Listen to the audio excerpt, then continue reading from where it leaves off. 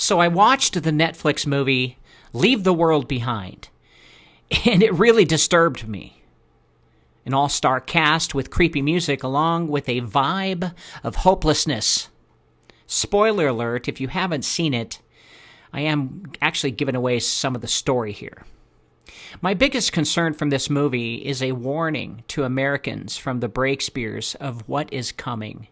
For example, in the movie White Noise, a train derailed, causing a huge chemical explosion which led to environmental disaster.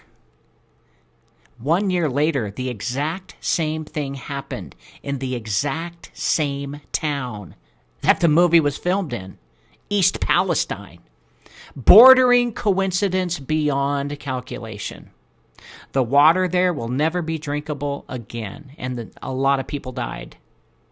Hollywood has always been used to send us warnings.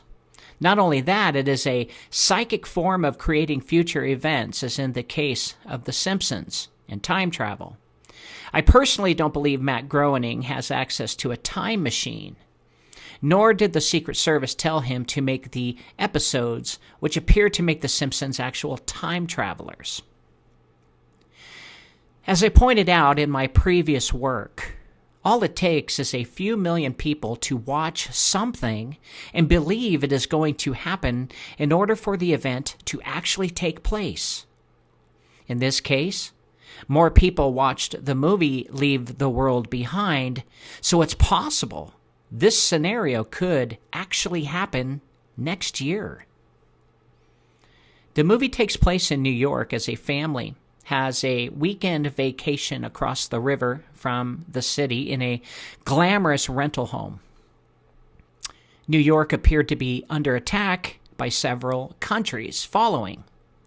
The weapons used were cyber attacks on the airlines, media, and satellites.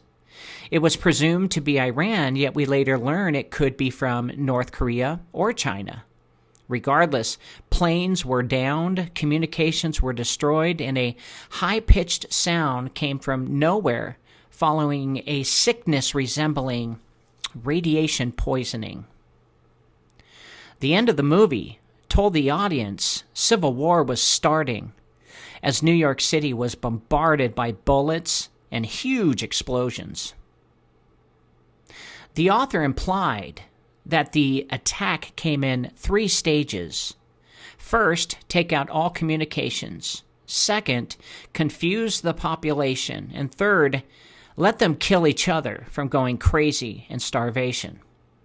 The high-pitched sound weapon would incapacitate the victim and cause Havana syndrome, which causes hearing loss, nausea, and memory loss. In 2016, CIA employees actually felt that. They were stationed in Cuba and were attacked with something similar, and it was blamed on Russia. Going off of the clues, I believe the makers of the movie are implying China, Russia, North Korea, and Iran have teamed up and are going to attack America. And if this is our warning, we have a year to prepare. None of the characters knew what to do. They were not prepared with crucial medication like potassium iodide for radiation sickness, which they had to buy from a prepper neighbor who saw all of this coming. The prepper had water, food, medicine, and arms. The movie pointed to underground bunkers which should be used for the coming days of perhaps a possible nuclear airstrike. However, the radiation sickness they faced, I believe, were from dirty bombs in the city. Mini nukes can have a small explosion but spread radiation even further. The victims were not even a river away from the city, so they most likely were hit by radiation being downwind. The cyber attacks were not the only thing that happened. If you weren't paying attention, you would have missed that there was an unmarked proxy army on the ground in America with no country flag. I immediately thought of the military-aged immigrants that have been crossing our borders for the last 3 years, wondering if this is the real reason why. I recently read the military is currently fishing for dissenters and coup attempts. Could our military be that stupid to let these soldiers in and not have any concern about it?